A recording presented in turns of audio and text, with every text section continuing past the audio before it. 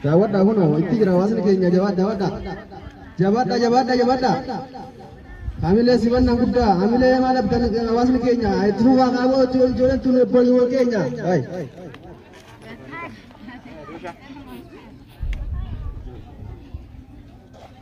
Takkan lama saja.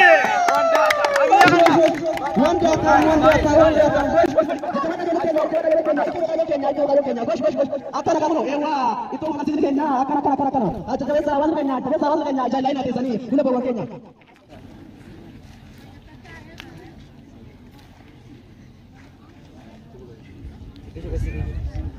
Itu musik emas.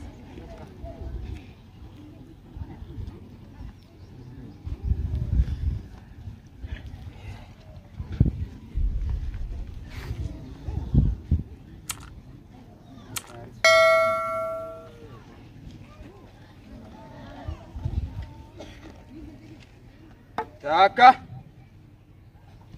lama sawan